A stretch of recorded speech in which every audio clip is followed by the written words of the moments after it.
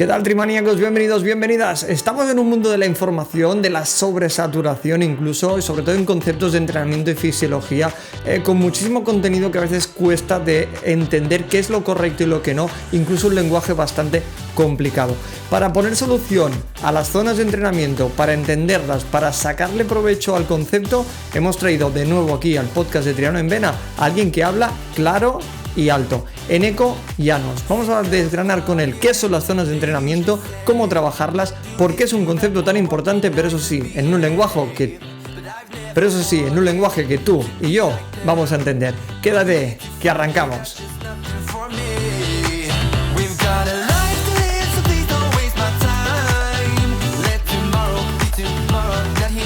Pues señores, señoras trimaníacos del lugar, de nuevo aquí en la casa de Triates en Red, el Kaiser, Eneko Llanos, ongi etorri. Es que recasco. Pues ya prácticamente podríamos decir que Enekos, yo creo que podríamos empezar a firmar ya el contrato de la continuidad. La gente ya quiso que volvieras, viste el último episodio con muchísimo éxito, vuelve Eneko Llanos aquí. Yo creo que ya podríamos pactar, ¿no? Aquí públicamente una colaboración mensual con no sé qué. Te dejo caer ahí, ¿cómo lo ves? Bueno, pues no estaría mal. Yo por mi parte encantado siempre de estar aquí con vosotros y de aportar lo que se pueda. Y si resulta interesante y luego tiene seguimiento, pues mira, más que buena señal, ¿no? Más que mejor. Seguro que sí, hoy tenemos la baja de mi compi Julen, estoy solo ante el peligro, con la comodidad de la amistad con Eneko Llanos. Y en esta ocasión vamos a hablar de algo que está muy de moda y a mí, antes de grabar con Eneko, a mí lo que me interesa y lo bueno de Eneko es que el lenguaje es muy sencillo, el que utiliza en su newsletter semanal. La dejo otra vez en el hilo de comentarios porque si no estáis suscritos a esa deliciosa lectura de los viernes os invito a participar de ella porque ya hablamos, perdona Eneko que haga un poco de bombo, ¿no? Pero que es lo que nadie del triatlón te puede contar y es verdad, o sea, tenéis ahí ese newsletter semanal con experiencias en primera mano de alguien que ha quedado subcampeón del mundo de Ironman y os recomiendo que entra. Está teniendo muy buena acogida, ¿no? Hace un mes que hablábamos de esto y yo veo que cada vez hay más gente enganchada a ese newsletter, Eneko. Sí, desde luego el feedback está siendo bueno. Toda la gente que la lee, que está suscrita y que sigue un poco lo que voy publicando, pues bueno, yo creo que lo están disfrutando. Yo también trato de aportar, pues bueno, mis batallitas, mi experiencia, un poco general, hablando pues eso, de las cosas del mundo del triatlón que quizás yo desde mi punto de vista he vivido y otra gente pues no conoce. Y bueno, pues también tratando de aportar de vez en cuando temas de entrenamiento, dando algunas sugerencias, bueno, en general pues tratando de aportar valor para que, pues bueno, el que lo lea por lo menos esos 3, 4 o 5 minutos, tampoco me suelo extender mucho, que está ahí leyendo, pues le saque partido. Pues como he dicho, yo estoy muy enganchado, me consta que muchísima gente también, y un poco ese lenguaje cercano, ese lenguaje entendible para todos, ¿no? Esa democratización del entrenamiento es lo que hace un poco también interesante este newsletter, es lo que quería traer hoy aquí a Eneko, a la versión entrenador de Eneko Llanos, para hablar un poco de eso, ¿no? De temas que son de interés y que a veces se nos escapan a los deportistas populares que no somos doctos en la temática, y creo que por ahí es muy interesante Eneko, y en este caso habéis llegado aquí porque está Eneko, evidentemente, pero también porque la temática espero que resulte interesante. Vamos a hablar de las zonas de entrenamiento, pero permíteme la broma, zonas de entrenamiento para dummies, para gente que a lo mejor lo oye pero no tiene conocimientos en fisiología, y entonces un poco, pues bueno, por ahí va el tema, y para romper el hielo y arrancar ya con el tema es Eneko. Cuando hablamos de zona de entrenamiento, para que entendamos un poco de qué estamos hablando cuando se habla de las zonas de entrenamiento y por qué esto es un concepto aparentemente tan importante. Bueno, cuando hablamos de zonas de entrenamiento, sobre todo estamos tratando de delimitar o de marcar un poco la intensidad del esfuerzo, ¿no? Durante, lógicamente, diferentes niveles de intensidad, diferentes niveles de exigencia fisiológica, metabólica. Entonces, esto de las zonas es una forma de poner un poco de orden en todas esas cosas que van ocurriendo en nuestro organismo a medida que iniciamos un ejercicio y en función del ritmo, la velocidad, la intensidad que estemos llevando durante ese ejercicio, ¿no? Es un intento de delimitar y muchas veces sobre todo para los entrenadores y luego de cara a nuestros deportistas, de encontrar ahí un idioma común donde, pues bueno, puedas decirle a un deportista, hoy el entrenamiento se va a focalizar en la zona 5, que el deportista entienda lo que eso conlleva bueno, pues para de alguna forma ser más eficientes con el entrenamiento y tener más controlado ese entrenamiento, tener más controladas las cargas y luego finalmente poder trasladarlo al día de la competición y a esos ritmos de competición para que luego pues el rendimiento sea el óptimo y el adecuado, ¿no? Entonces, bueno, pues es eso, la forma que tenemos de delimitar la intensidad y de ponerle nombres a las diferentes cosas que van pasando en el cuerpo, en el organismo, durante las distintas intensidades de esfuerzo.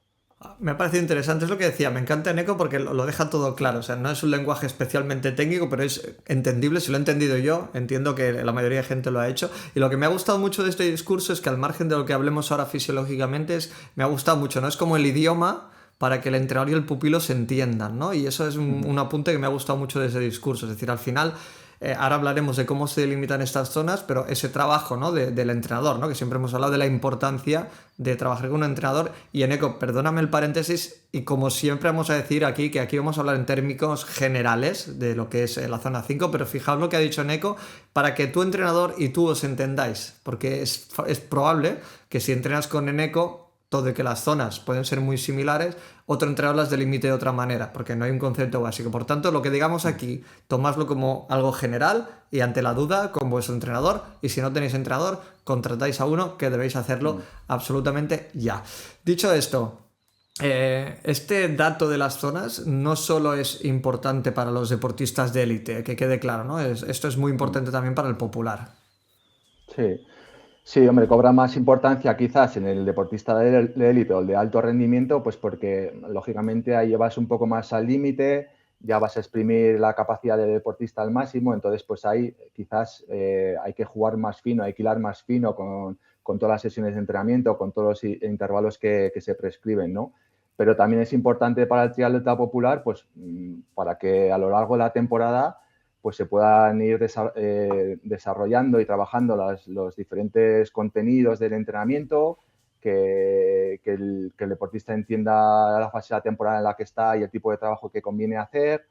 Bueno, es eso lo que acabas de decir, ¿no? Ponerle un poco nombre a esas cosas que van pasando en tu cuerpo según estás haciendo ejercicio, identificarlo, que cuando hables con tu entrenamiento que tengas un idioma común, que sepas también, que el deportista sepa percibir o identificar esas sensaciones que tiene con las diferentes zonas de intensidad, las diferentes zonas en las que cada uno puede delimitar el esfuerzo. Entonces, bueno, pues es un poco, yo creo que es muy importante para el triatleta de élite, para pues bueno, buscar siempre afinar al máximo ese rendimiento, pero también para el triatleta popular, para que el día de su Ironman, ¿no?, de 70.3, pues bueno, llegue en condiciones y haya podido hacer una buena planificación de la temporada y haya podido pues exprimirse el máximo posible, ¿no? Que también, quien más que menos, pues el triatleta popular también tiene sus objetivos y lógicamente quiere llegar a la mejor condición posible, ¿no?, a ese momento.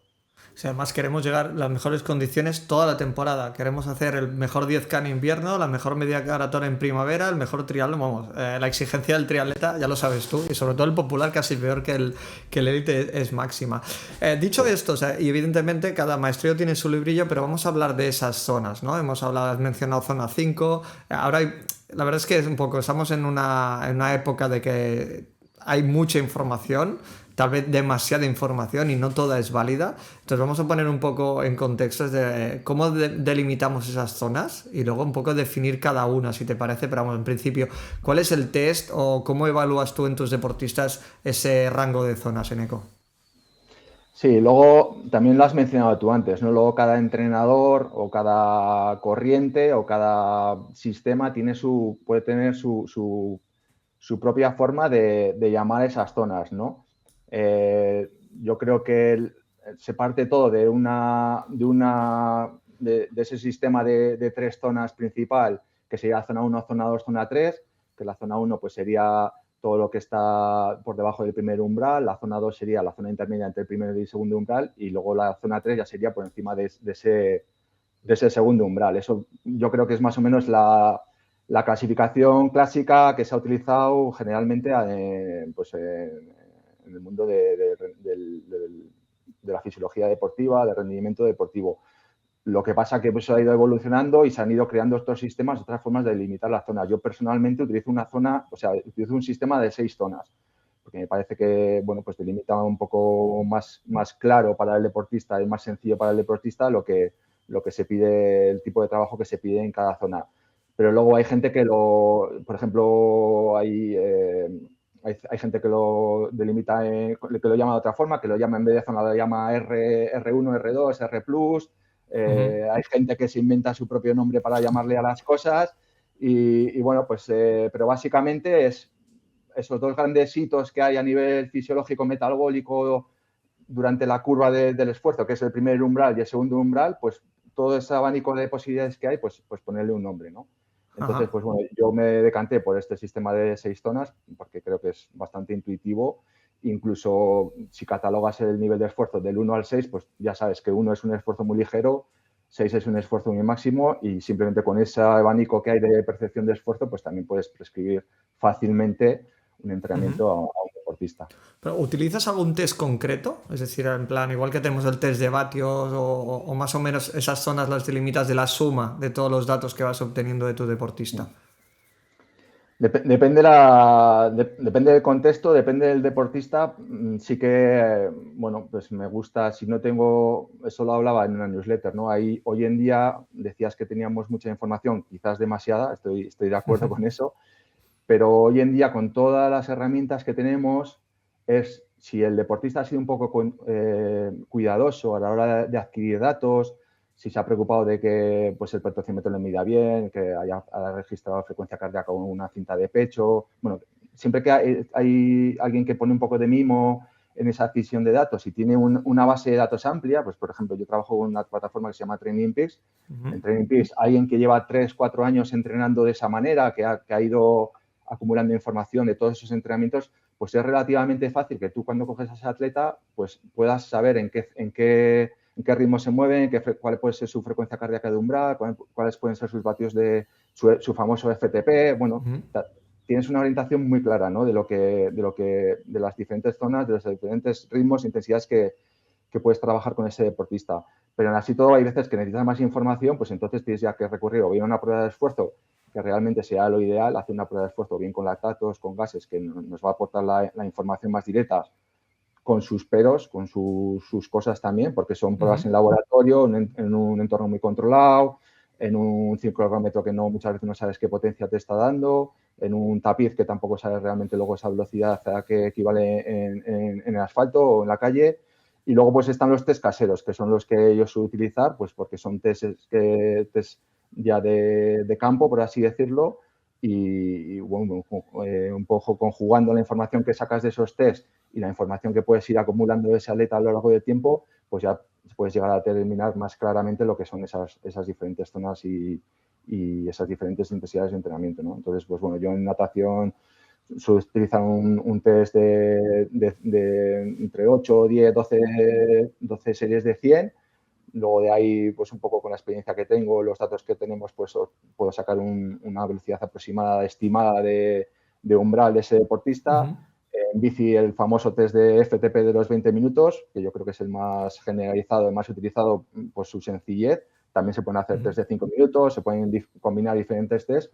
Y luego corriendo, pues lo más fácil, y puesto que, bueno, pues casi todo el mundo al final, a lo largo de la temporada o al principio de la temporada compite en un 5K, en un 10K, pues un evento de estos de 10K, pues hacer una especie de test en competición que te va a dar un ritmo muy aproximado de ese deportista para luego poder estimar una zona o una velocidad de umbral, ¿no? Otro día hablaremos de los tests famosos, que también hay otro newsletter muy interesante de Neko respecto a los tests, pero está claro que todo eso son herramientas súper útiles para el trial, para ti, para el entrenador en este caso, pero luego nosotros, es decir, claro, al final hay una incidencia que también lo comenta Neko en uno de los newsletters, pero la idea es desarrollarlo aquí, es decir, claro, Luego está el tema de tú durante el entrenamiento, hay veces que sí, que por ejemplo, vatios, ¿no? Pues mira, tú estás ahora tienes tu entreno en zona uno, entonces según los vatios del ciclo computador, tienes que ir entre tal y tal, ¿no? Esos son los datos objetivos, pero luego hay una aportación tuya que haces muy buena, que yo creo que es muy interesante, es decir, que es la sensación de percepción de esfuerzo, ¿no? De saber en qué zona estás en función de otras variables que no son los datos. Y me gustaría ver si puedes hacer, me interesaría que los traigas aquí al episodio, es decir, cuando estamos en zona uno respecto a percepción de esfuerzo, esa comparativa que haces en el newsletter, trasladarla aquí. Sí, pues al final la percepción de esfuerzo parece que está ahí como algo, que no sé, que no se da demasiada importancia, pues siempre preferimos ver el dato, ¿no? Preferimos ver la velocidad a la que estamos corriendo, o los vatios que estamos moviendo, o el crono, ¿no? En la piscina, pero de hecho hay varios estudios que demuestran que la percepción de esfuerzo es un muy buen indicador de la intensidad a la que nos estamos moviendo, ¿no? Entonces, bueno, en deportistas experimentados es muy fácil, porque si tú coges a un deportista que a lo mejor lleva 20 años haciendo deportes de resistencia, pues él mismo ya te va a decir más o menos en qué intensidad está trabajando, ya sabe a qué ritmos puede rodar 4 horas y a qué ritmos te puede hacer una serie de 6 series de 1000 corriendo, ¿no? Por ejemplo. Pero bueno, quizás en un deportista que empieza en el reporte de resistencia de una manera más tardía, pues ahí tiene cierta confusión, ¿no? Nunca sabe realmente a qué nivel de esfuerzo tiene que mantener, y la percepción de esfuerzo pues todavía no está bien trabajada, ¿no? Pero bueno, pues en un sistema de 6 zonas como el que utilizo yo es muy sencillo. O sea, esto va del 1 al 6, de menor esfuerzo a máximo esfuerzo. La zona 1 es una zona muy suave, la zona 2 es una zona de un ritmo cómodo, la típica zona de las tiradas largas.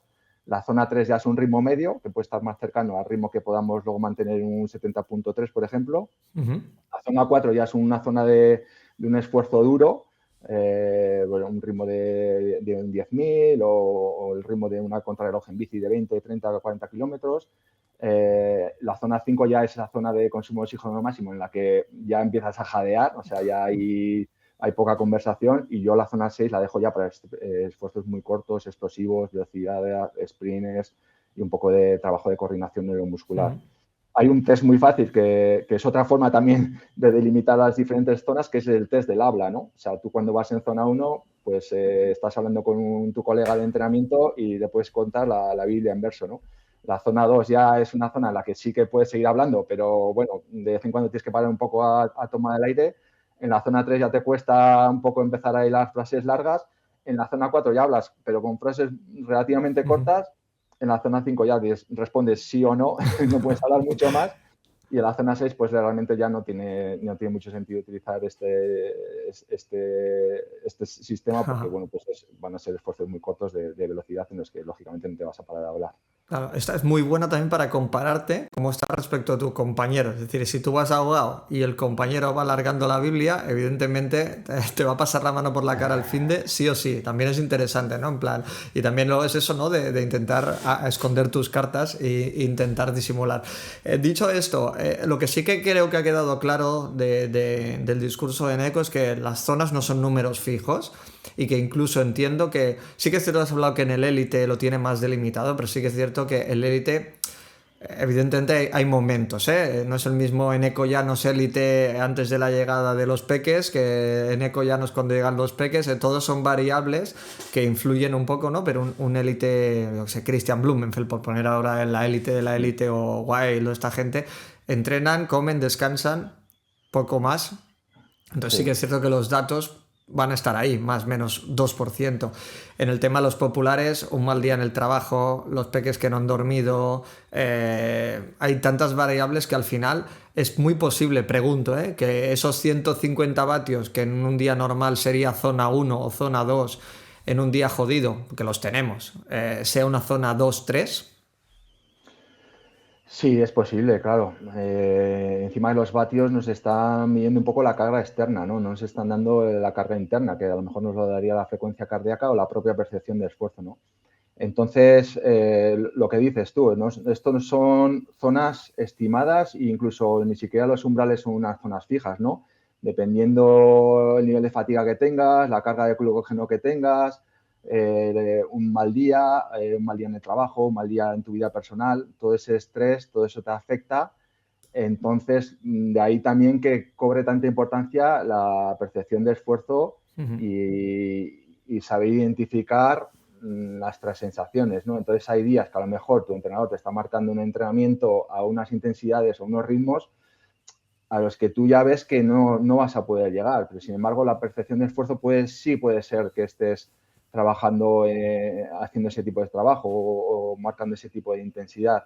Entonces, no son zonas fijas, son orientaciones, en la mayoría de los casos son estimaciones, porque sí que un élite a lo mejor, hoy en día cada vez lo vemos más, va incluso con un medidor de lactato en el bolsillo del maillot y se paran después de cada serie para medirse el lactato y ver si están cumpliendo a rajatabla con el trabajo programado, pero bueno, esos son los élites e incluso creo que para la mayoría de los casos esa medición del lactato pues incluso muchas veces sobra, ¿no? Entonces, si eso lo aterrizamos todavía más al grupo de edad, a la persona que tiene trabajo, familia, tiene que compaginar el entrenamiento, meterlo como se puede en un rato y sumarle toda esa carga que hay encima, pues lógicamente el tema de las zonas hay que tomarlo un poco a modo orientativo y tener en cuenta eso, que la propia percepción de esfuerzo muchas veces nos está marcando lo que podemos hacer y lo que no. Ajá. Claro, yo ahora los viejunos del lugar, recordamos, si bien Eneco fue, creo que para tu época un avanzado respecto a los datos, el Animal Raña o Marcel Zamora que hablamos antes, hay gente que, espero que todos sepáis quiénes son Marcel Zamora y Iván Raña, si no ya os podéis ir a la Wikipedia, pero esta gente en su época, sobre todo Marcel y Iván, eran muy anárquicos en ese sentido, era básicamente percepción de esfuerzo el 90% del tiempo y aún así llegaron a ganar pruebas Ironman y bueno, que vamos a contar de sus currículums. Por tanto, no hay que desvirtuar esa percepción, ¿no? Sí, y además es que lo curioso o lo interesante o lo divertido del tema y del alto rendimiento es que hay maneras muy diferentes de llegar a él, ¿no? Pues tienes el entrenador muy científico, muy formado a lo mejor a nivel académico y con mucha experiencia y que le gusta medir todo, que puede ser a lo mejor el ejemplo que hemos tenido estos últimos años del entrenador de los noruegos, ¿no? Que creo que hasta medían y analizaban las heces de sus deportistas. Ya ves. Y tienes luego a Brett Sutton, que seguramente sea uno de los entrenadores de mayor éxito, por lo menos en cuanto a logros de sus deportistas, y este hombre ni utilizaba potenciómetro, ni medía lactatos, ni casi yo creo que ni miraba la frecuencia cardíaca, ¿no? Gracias, o sea, ¿qué es mejor y qué es peor? Pues, bueno, ni gracias a una cosa, o sea, además creo que esto lo puse en la última newsletter, cuando ves un resultado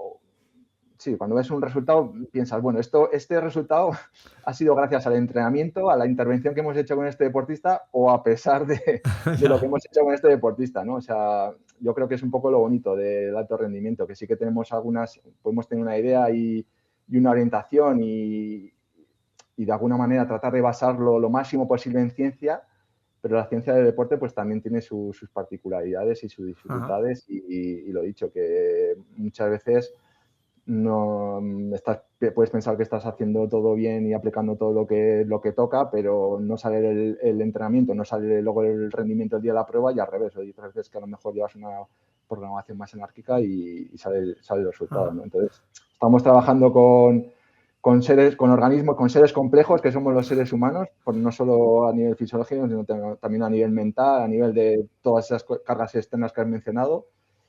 Entonces, pues bueno, yo creo que todos tratamos de limitarlo y de obtener la mejor información para poder prescribir el mejor entrenamiento y obtener el mejor rendimiento, pero siempre hay cosas que se nos van a escapar. Ajá, sin duda. Y antes ponía el ejemplo, ¿no? A nivel de broma de que estás entrenando con tu compi, ¿no? Y otra cosa que hemos hablado, en plan los entrenos genéricos. Es decir, que hay gente que está copiando de alguna manera, ¿no? El entreno de su compañero y tal. Eso está claro que no sé cómo expresarlo sin que nadie se moleste. Es decir, hasta qué punto copiar las zonas de entrenamiento de otros son válidos. Es decir, no tiene mucho sentido eso, ¿no? No, desde luego que no. Desde luego que por lo menos unos test mínimos debería hacerse cada uno para saber, o por lo menos si quiere investigar un poco más en el tema de entrenamiento y planificarse un poco mejor del entrenamiento, sí que tienes que tener tus propias referencias validadas y bien tomadas, ¿no? Porque también, un poco al hilo de lo que comentabas del exceso de información y demás, ahora mismo ya en la muñeca, en nuestros smartwatch, pues ya tenemos aquí una computadora que que nos está midiendo muchas cosas, pero muchas veces nos las está midiendo mal, ¿no? Con Sí, tablas sí. muy genéricas o, por ejemplo, el pulso que toman de la muñeca, que muchas veces pues, realmente no es útil, no es válido. Entonces también ahí hay una desconexión, ¿no? De que tenemos mucha información, pero tenemos al mismo tiempo mucho ruido. Entonces, para que desde luego busque afinar un poco más su entrenamiento, pues sí que debería tener un poco de mimo y de cuidado y de hacerse unos pequeños test y crearse sus propias, o delimitar de alguna manera sus propias zonas de entrenamiento, ¿no? Desde luego, fórmulas genéricas como se utilizaban antes de 220, la frecuencia cardíaca, 220 menos la edad, bueno, pues para el grueso de la población, para un público sedentario, a lo mejor vale, pero para tu caso concreto o el caso de un deportista concreto, yo creo que si desde luego que es indagar un poco más en el tema del entrenamiento, pues ya tienes que ir a eso, a buscar un poco más el detalle, que tampoco es difícil, pero bueno, sí ser un poco más cuidadoso y buscar un poco de información para luego tú poder realmente estimar y establecer unas zonas que son las tuyas, ¿no? No, no, sin duda, la verdad, y estás hablando del reloj, los datos y tal, yo es que le hago cero caso. O sea, de cuando tienes el reloj que el consumo de oxígeno, no sé qué, yo creo que hay un momento que se nos va de la mano y al final creo que para eso estáis los entrenadores, para analizar esos datos. Yo no entiendo, ahora hago un paréntesis que igual tampoco procede, pero la gente que se gasta 1.200 euros en un reloj porque le analiza unos datos que realmente no los va a utilizar nunca, a no ser que sea un experto fisiólogo o que cuentes con un entrenador que vaya a hacer uso de esos datos. Y un poco al final es decir, bueno, pongamos contexto, para qué necesitas el reloj, qué datos necesitas y ser realmente consecuente. Y a veces, y vuelvo a romper una lanza en favor de los entrenadores, veo gente con relojes de 1.000 euros, que cada uno con su dinero haga lo que quiera, pero que se autoentrena, ¿no? O que utiliza plataformas de inteligencia artificial y de, hostia, ahórrate el dinero, cómprate un reloj más básico, invierte ese dinero en alguien que haga ese trabajo por ti. Eso ahí lo dejo. Sin irnos un poco del tema, luego está el tema en eco de la zona 2, ¿no? De que estamos hablando de zona 2, zona 2, zona 2. Parece que ahí hemos encontrado el oro líquido y me gustaría que pusieras en contexto el por qué están dando tanta importancia y realmente si ese dato de que hay que vivir en la zona 2, hasta qué punto nos lo estamos llevando de la mano. Sí, bueno, pues en principio, claro, es que aquí entramos un poco también en lo que hemos comentado antes, zona 2. ¿Qué es zona 2, no? Pues depende en qué Ah, sistema utilices, pues zona 2 en un sistema de 3 fases, pues sería una zona en la que prácticamente se recomendaría no trabajar, ¿no? Pero en un sistema de una distribución de 6 zonas de intensidad, pues la zona 2 sería todo eso que está más o menos por debajo, justo por debajo o rozando a veces del primer umbral, ¿no? Es una zona de entrenamiento aeróbico. ¿Y por qué está tan en boga? Pues porque realmente puede ser la forma más segura de entrenar, ¿no? Porque no estás, o sea, no estás castigando a tu cuerpo, te permite hacer entrenamientos muy largos, te permite recuperar bien, es una intensidad relativamente cómoda, fácil, que sí que crea un estrés en tu cuerpo, pero por eso es fácil de recuperar y permite sobre todo entrenar mucho, durante muchas horas, ¿no?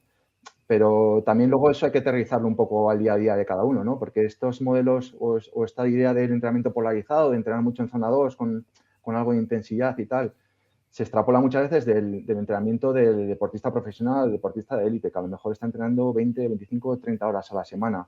Pues cuando aterrizas eso a una persona que a lo mejor está entrenando 8 horas a la semana, pues también tienes que ver un poco si merece la pena hacer exclusivamente o priorizar de tanta manera tan exhaustiva el entrenamiento en zona 2 con tan poco tiempo de entrenamiento disponible a la semana, ¿no?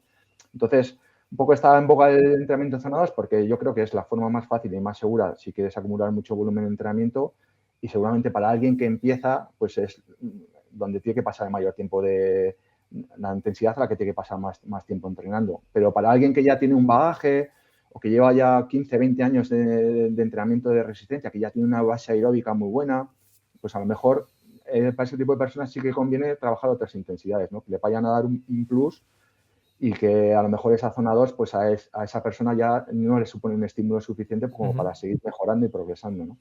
Claro, es decir, que no podemos vivir eternamente en la misma zona 2. Entiendo que también la mejora continua, mejora también las zonas y cambia esos datos. Por tanto, esos test, esas evaluaciones, hay que hacerlas de manera recurrente, ¿no?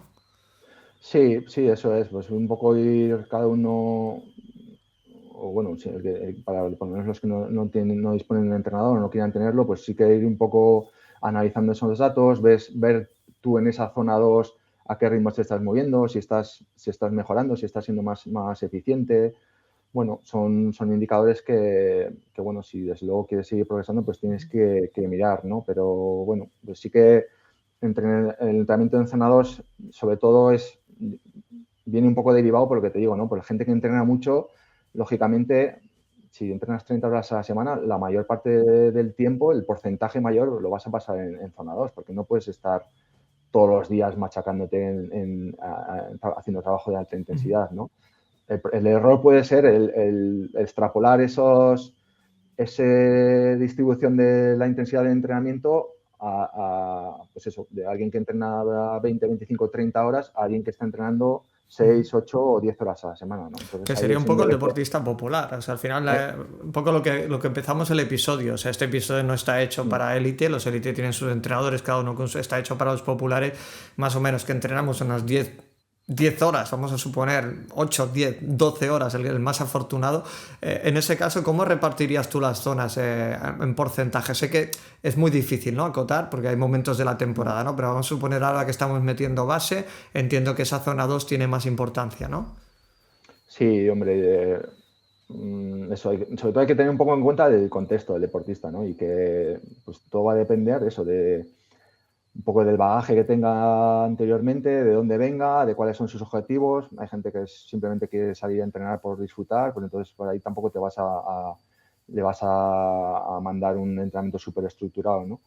Pero como norma general sí que en un periodo de base, en un inicio de temporada, pues ahí tenemos que arrancar muy suave. O sea, hay mucho entrenamiento a baja intensidad, zona 1, zona 2, porque seguramente vengamos de un parón o porque a lo mejor es un deportista que empieza ahora un poco con el deporte de fondo, de resistencia. Entonces, pues bueno, la zona más segura para entrenar es esa, porque ni a nivel estructural nos estamos machacando demasiado. A nivel metabólico, pues son zonas que se pueden mantener muy fácil, que se recuperan bien. Entonces, sí que en un trabajo inicial de la temporada, la mayoría del tiempo de entrenamiento debería ser en esa zona 1, zona 2, que es de baja intensidad. ¿Y en qué momento empezamos a meter toques? Es decir, entendiendo por toques, perdonadme el lenguaje vulgar, seguramente tiene otra nomenclatura, pero en plan, ¿en cuándo ves tú que puedes empezar a ver zona 3, tocar zona 4, apuntar zona 5? ¿Cuándo vas introduciendo esas zonas durante la temporada? Bueno, pues así, tomando un ejemplo como más generalista, o sea, ya te digo que luego, lógicamente, eso hay que contextualizarlo y adaptarlo a la situación de cada deportista. Pero bueno, yo generalmente suelo iniciar las temporadas con un periodo preparatorio en el que sobre todo trabajamos a baja intensidad. Una vez que ya han pasado unas cuantas sesiones en las que el deportista va respondiendo bien, pues ahí sí puedes empezar a incorporar algunos toques de alta intensidad, pues algún sprint, alguna progresión, alguna cuesta, empezar ya a acelerar un poco el metabolismo, todo el aparato cardiorrespiratorio, trabajar un poco de coordinación neuromuscular. Bueno, sí que en un periodo preparatorio me gusta pues cada 2, 3 sesiones incorporar un pequeño estímulo de alta intensidad que también nos sirve para preparar la siguiente fase, ¿no? Que la siguiente fase ya pues es cuando por lo menos en la forma en la que suelo plantear las temporadas, pues ya empiezas a trabajar en alta intensidad, zona 5, zona de consumo de oxígeno máximo, y luego de ahí pues ya ir bajando un poco hacia los entrenamientos más largos, los intervalos un poco más largos en zona 4, y luego ya enfocar la última parte de la temporada al evento en el que vas a participar. Entonces, si vas a participar en un Ironman, pues lógicamente vas a tener que luego trabajar en esa zona 2 durante intervalos muy largos, buscando ese ritmo de competición. Si ya vas a competir en 70.3, vas a tener que hacer un trabajo más de zona 3. Bueno, luego ya ir enfocándolo al que sería el periodo específico que enfocas en los ritmos específicos que luego vas a llevar en la competición, ¿no? Pero la idea general es, sobre todo, primero, crear una buena base aeróbica y luego en el trabajo de alta intensidad, pues tratar de subir ese primer umbral o esa velocidad aeróbica, tratar de subirla, ¿no? Acercarla más hacia los umbrales superiores, hacia el segundo umbral, que ese segundo umbral también a su vez Va para arriba. consiga subir un poquito más y bueno, pues en general ir elevando todas esas velocidades y que tu zona 2 del principio de temporada, pues en mayo o en junio, cuando vayas a enfrentar tu primer gran evento, pues sea una velocidad más elevada y porque eso significará, pues bueno, que es que estás en forma, que tu cuerpo se ha puesto en forma, que eres más eficiente. Entonces, bueno, es un poco la idea general, ¿no? Ajá. Bueno, la verdad es que gracias porque lo estoy entendiendo creo casi todo, seguramente me pierdo en algo. Yo ya pido perdón a la parroquia por delante si en alguna vez digo alguna tontería, pero para eso está Eneco para reconducir. Y antes de cerrar este episodio, creo que es algo de los que os quejáis habitualmente los entrenadores, porque creo que también tenéis ese punto de quejicas, pero realmente... ¿Cómo atas a un deportista? ¿Cómo le explicas? Porque al final es muy difícil, ¿no? Es decir, a mí me ha pasado de salir a correr a 5:40 diciendo voy cómodo y ¿dónde vas? Tienes que ir más lento todavía. ¿Qué es lo que más cuesta de llevar a los pupilos e intentar... O sea, ¿cuál es el error que cometen los pupilos en este tema de la zona 1 la zona 2? Sí, pues quizás eso que comentas puede ser lo más generalizado, ¿no? Que realmente pensamos que vamos lentos o que vamos en esas zonas de baja intensidad y no, que todavía muchas veces pide o sería importante bajar más esa velocidad, ¿no? Ese ritmo. Lo que pasa que también yo creo que ya todos tenemos en nuestra cabeza más o menos nuestros ritmos y por defecto recurrimos a ellos y si no vamos a 4:30 pues parece que no estamos entrenando. Entonces sí que hay un proceso ahí muchas veces de educación, ¿no? De hacerle ver al deportista que bueno, es que ahora no toca hacer ese tipo de trabajo, baja la velocidad, no te preocupes porque vayas a 5, 5:30 o a 6, esa es la velocidad que tienes que llevar ahora y ya luego iremos trabajando sobre eso, ¿no? Pero sí que quizás el error más común pueda ser ese, ¿no? Trabajar demasiado rápido o demasiado intenso en momentos o en entrenamientos que tienen que estar enfocados todavía a una velocidad más lenta, ¿no? Entonces, bueno, pues ahí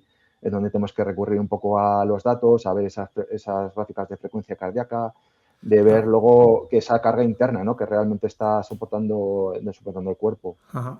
El otro día leí, y con esto ya cierro el episodio, creo que leí en un documento de un autor validado, no vi un reel en Instagram, y generalizando, que por ejemplo si tienes la intención de correr una maratón a 5, las tiradas suaves deberías hacerlas a 6:30. Que parece una locura, pero es así. Es decir, que tú tengas que correr casi a 7 para que tu objetivo sea de 5, ¿no? Que parece para los analfabetos como yo, parece una tontería y es así, ¿no? Más o menos. Bueno, puede ser, quizás un poco exagerado, pero sí puede ser, ¿no? También muchas veces se pone el ejemplo de los corredores keniatas, ¿no? Y de ver realmente cuando ellos corren en zona 1 o en zona 2, a qué velocidad están corriendo, ¿no? Cuando luego, pues en una maratón te van a correr a 3 o por debajo, pues igual sus tiras largas las están corriendo, no sé, a 4:30 o a 5, ¿no? Entonces, eso es un ejemplo bastante común, ¿no? Que bueno, que por lo general creo que tenemos la tendencia a ir demasiado rápido cuando realmente toca ir más lento, más despacio. Pues nos quedamos con ese apunte y nos quedamos con un episodio, yo creo que ha quedado muy claro lo que son las zonas, espero que os haya servido. Yo sabía que Eneco iba a explicarlo de una manera muy didáctica, muy cercana y espero que haya quedado todo muy claro. Eneco, si hay dudas, que los dejen ahí, intentaremos contestar, ¿no? Eso es, que nos dejen en comentarios o que nos escriban bueno, pues los diferentes medios que hay a través de la newsletter. También recibo mensajes para aquellos que lean la newsletter y quieran preguntar algo, pues que también ahí tienen ese canal y bueno, pues intentaremos de solucionar o de ayudar en lo que se pueda.